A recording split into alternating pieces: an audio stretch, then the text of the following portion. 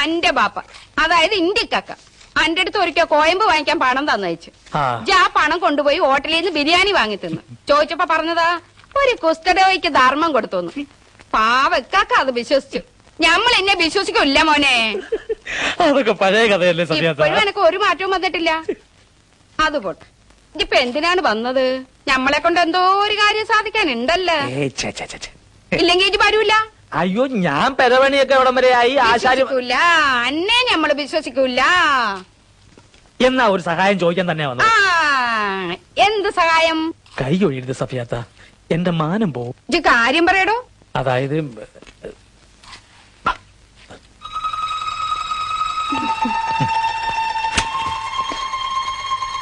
ഇതെന്താണ് പുയ്യാപ്പിളയും പുയ്യണ്ണോ അവിടെ എവിടെയായിട്ട് നിൽക്കുന്നത്? സാരില്ല മോളെ, ഇജ് ബേജാറാവണ്ടെന്ന് നേരെയാവും. എന്താടോ ഇത്? അനക്ക് നല്ല തണ്ട് നടി ഉണ്ടല്ല. സ്നേഹിച്ച പെണ്ണിനെ വീട്ടിൽ കയറ്റാത്തോടെ മോന്ത കെട്ടി രണ്ട് കൊടുത്തോടെ എനക്ക്. അല്ല പിന്നെ കേറി വരി, അകത്തൂത്തിരിക്കാം. നിങ്ങൾ രണ്ടുപേരും ഭാര്യയും ഭർത്താവുമാണ്. കല്യാണം രജിസ്റ്റർ ഓഫീസിൽ വെച്ച് വീട്ടിൽ കയറ്റാൻ നിവൃത്തിയില്ലാത്തോണ്ട് അങ്ങോട്ട് പോയില്ല.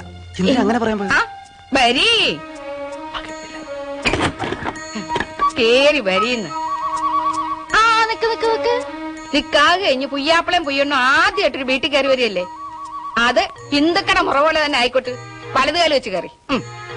വലതുകാല് വലതുകാല് വലതുകാല്. ഇങ്ങോട്ട് ഇരിക്കും. പാലുണ്ടാവോന്ന് അറിയില്ല സാ. സുലൈമാനി മതിയാ? മതി മതി മതി. കുത്തിരിക്കേ. എന്തിനാ ഭാര്യയാണ് ഭർത്താവെന്നൊക്കെ പറയാൻ പോയത്? ഒരു വിശ്വാസം വേണ്ടേ? ഇന്ന് എന്റെ പെങ്ങളാണെന്ന് പറയായിരുന്നില്ലേ? പെങ്ങളാന്ന് പറഞ്ഞാൽ സഫിയാത്ത എന്നെ സംശയിക്കും. ഞാനും ഈ കുട്ടിയും തമ്മിൽ മനസ്സിലായില്ലേ?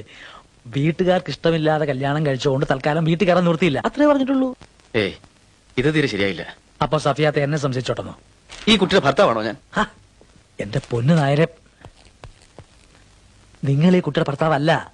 പക്ഷെ ഇപ്പൊ സുലൈമാനി എടുക്കാൻ വേണ്ടി അകത്തോട്ട് പോയ സാധനം ഉണ്ടല്ലോ സഫിയാത്ത, അതൊരു വിളഞ്ഞ വിത്ത. എന്നെ പറ്റി വല്ല സംശയം തോന്നിയാ എന്റെ കുടുംബം കുട്ടിച്ചോറാക്കും. സ്നേഹിക്കുന്നവർക്ക് മാലാഹയും ശത്രുക്കൾക്ക് പിശാചുമാണ് സഫിയാത്ത. പാലുണ്ടായിരുന്നടാ സാ. അതേതായാലും നന്നായി. എനിക്കടാ മോളെന്താ ഇങ്ങനെ? കെട്ടിയന്റെ അടുത്തല്ലേ ഇരിക്കേണ്ടത്? അങ്ങോട്ടിരിക്കെ. ശരി, ഇങ്ങോട്ടിരിക്കെ. സ്നേഹത്തിനൊന്നും നമ്മളെതിരല്ല. പക്ഷേ ഉമ്മാനെയും ബാപ്പാനെയും സങ്കടപ്പെടുത്താൻ പാടില്ല. എന്താണോ എന്റെ പേര്? പേര് കൃഷ്ണൻകുട്ടി. കൃഷ്ണൻകുട്ടി. ഭാര്യന്റെ പേര് ജാനു. ജാനൊന്നും ജാനകി എന്നൊക്കെ മാറി മാറി വിളിക്കും. ഇല്ല കൃഷ്ണൻകുട്ടി? രണ്ടാളും നല്ല ചേർച്ച. അപ്പൊ ഞാൻ ഇറങ്ങട്ടെ? എങ്ങനെ എങ്ങനെ? അല്ല സഫിയാത്ത, പിന്നെ ഈ കൃഷ്ണൻകുട്ടിക്ക് കൊച്ചിയിലാണ് പണി. ലീവില്ല. ഇന്ന് രാത്രി അവിടെ ചെന്നില്ലെങ്കിൽ പണി പോവും. റബ്ബേ, ഞമ്മൾ എന്താണ് ഈ കേക്കണത്? ഇക്കാവ് കഴിച്ചിട്ട് പെണ്ണിനെ ഒറ്റക്കിട്ടിട്ട് ഇന്ന് തന്നെ പോകാനാ? അത് പറ്റൂല. ഇല്ല കൃഷ്ണൻകുട്ടി, അത് ശരിയാവൂല. എനിക്ക് ഉടനെ പോയേ പറ്റൂ. അവിടെ ചെന്ന് ലീവ് എടുത്തിട്ട് കൃഷ്ണൻകുട്ടി നാളെ തന്നെ വരും സഫിയാത്ത. നാളെയൊന്നും എനിക്ക് വരാൻ പറ്റില്ല. കൊച്ചിയിൽ എന്ത് പണിയാണ്? കൊച്ചിയില് ഈ ചരക്കുകൾ വാങ്ങിക്കുക, കൊടുക്കുക, അങ്ങനെ പല പല ബിസിനസ്സുകളാണ്. നിവൃത്തിയില്ലാത്തോണ്ടല്ലേ സഫിയാത്ത. കൃഷ്ണൻകുട്ടി പോയിട്ട് തിരിച്ചു വരും. എന്താ മോളെ ഇജ്ജൊന്നും മിണ്ടാത്ത്? ഇന്ന് പോണ്ടാന്ന് പറയേ. പോയി നോക്കൂ. അവിടെ നിക്കടോ. അന്റെ പെണ്ണിനോട് സ്നേഹത്തിൽ രണ്ട് വർത്താനം പറയാണ്ട് പോക. പറഞ്ഞോളൂ, രണ്ട് വർത്താനം പറഞ്ഞോളൂ. അങ്ങോട്ട് തിരിഞ്ഞിക്കട നമുക്ക്. ഞാൻ പോയിട്ട് വരട്ടെ?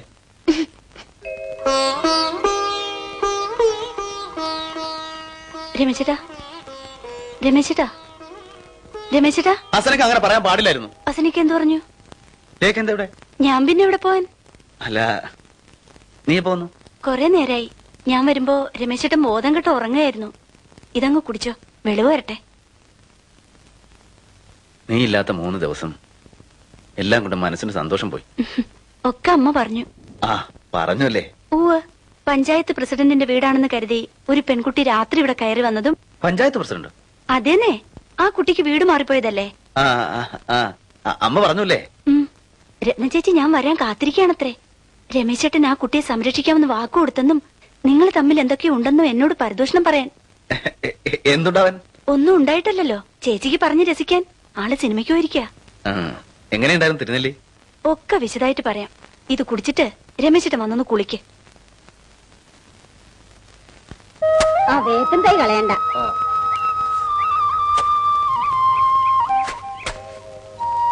ഇത്തിരി താത്തി വെട്ട്. അമ്മേ ആ? ഒന്നും കൂടെ എന്താ അമ്മ ഇത്? വളച്ചു കെട്ടി പറഞ്ഞ അമ്മ ഇതൊരു മഹാസംഭവമായി കളഞ്ഞല്ലോ. ഏത് ആ പെണ്ണ് വന്നത് ഉണ്ടായ സത്യം ഞാനങ്ങ് പറയാന്ന് വെച്ചതാ. അപ്പോഴാ ഒരു കാര്യമില്ലാതെ അമ്മ ഇല്ലാത്തൊക്കെ പറഞ്ഞ് വിശ്വസിപ്പിച്ചത്. എന്നിട്ട് നീ എന്തെങ്കിലും പറഞ്ഞോ? പറഞ്ഞ അമ്മ നുണ പറഞ്ഞു എന്നാവില്ലേ? തൽക്കാലം ഞാൻ പറഞ്ഞതുപോലെ തന്നെ ഇരിക്കട്ടെ.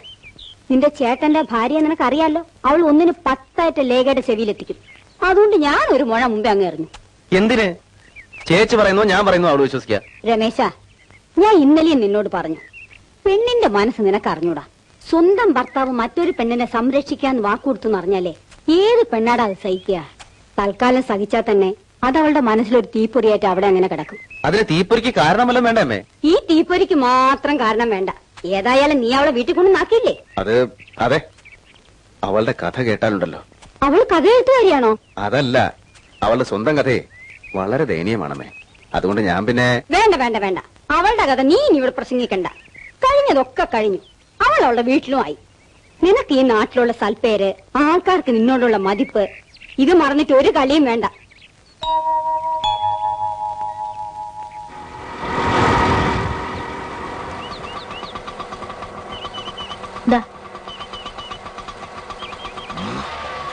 ഞാൻ പോട്ടെ ചേച്ചി. നിക്ക് പെണ്ണേ, പടത്തെ പറ്റി കുറച്ച് സംസാരിച്ചിട്ട് പോവാം. അയ്യോ, അമ്മ നോക്കി നിൽക്കണ്ടാവും. ആ, ഞാൻ ഇപ്പൊ കർപ്പൂരമില് കൊടുത്തേക്കാം. നല്ല നോവലാ. എന്നാ ശരി. ആഹാ, നീ എത്തിയോ? ഞങ്ങള് സിനിമ കണ്ടിട്ട് വരിക. എന്താ പാട്ട്, എന്താ ഡാൻസ്, ഒന്നുകൂടെ കാണണം. അല്ലേകെ ഒരു പ്രധാന കാര്യം പറയാനുണ്ട്. എന്താ ചേച്ചി? മോളെ, നീ അകത്തേന്ന് ഉടുക്കുമാറ്റ. വാ, ഇരിക്കെ. നമ്മള് പെണ്ണുങ്ങള് പച്ച പാവങ്ങളാലേകെ. ഈ പുരുഷന്മാരെ വിശ്വസിക്കാനേ പാടില്ല. എന്താ ചേച്ചി? ഞാനതെങ്ങനെയാ നിന്നോട് പറയാ? എന്നാലും നിനക്കെങ്ങനെ വരുമെന്ന് ഈ ചേച്ചി ഒരിക്കലും കരുതിയില്ല മോളെ. ആരെങ്കിലും ഇത് വിശ്വസിക്കുവോ? നാട്ടിലെ മാതൃകാ പുരുഷൻ, അന്യ പെണ്ണുങ്ങളുടെ മുഖത്ത് നോക്കാത്തവൻ, ആ മനുഷ്യൻ ഇങ്ങനെ കാണിക്കുമെന്ന്, അതും ഭാര്യയില്ലാത്ത തക്കം നോക്കി. ആരുടെ കാര്യം ചേച്ചി? ലേഖേ, നമ്മുടെ രമേശിന് വേറൊരു പെണ്ണുമായിട്ട് ബന്ധമുണ്ട്. ഇത് കേട്ടിട്ട് നീ എന്താ ഞെട്ടാത്തത്? ഞാൻ ഞെട്ടി ചേച്ചി. ചേച്ചിക്ക് മനസ്സിലാവഞ്ഞിട്ടാ. അല്ല, സ്വന്തം ഭർത്താവിനെ പറ്റി ഇങ്ങനെയൊക്കെ അറിഞ്ഞാൽ ഇത്രയും ഞെട്ടിയാ പോരാ. എങ്കിൽ കുറച്ച് കഴിഞ്ഞിട്ട് ഞാൻ ഒന്നുകൂടെ ഞെട്ടാൻ ചേച്ചി. നീ എന്താ ഇങ്ങനെയൊക്കെ സംസാരിക്കുന്നേ? അല്ല, ഞാൻ ഓർക്കായിരുന്നു. എന്ത്? ഈ നാട്ടിൽ കിടന്ന് എല്ലാവരുടെയും മുമ്പിൽ വെച്ച് രമേശ് ചേട്ടൻ ഇത്രയും കാണിച്ച കുവൈറ്റിലെ ചേച്ചിയുടെ സതീഷ് ചേട്ടൻ എന്തൊക്കെയാവും കാട്ടിക്കൂട്ടുന്നത്? അത് ഓർക്കുമ്പോഴേ എനിക്ക് വിഷമം.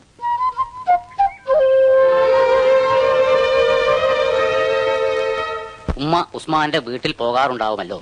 ഞാൻ അന്വേഷിച്ചതായി പറയണം. വീട് പണി ഉഷാറായി നടക്കുന്നുണ്ടാവുമെന്ന് കരുതുന്നു. നിർത്ത്. അടുത്തെങ്ങാനും നാട്ടിൽ വരണ കാര്യം ചെയ്തിട്ടുണ്ടോ? അത് കാണാനില്ല.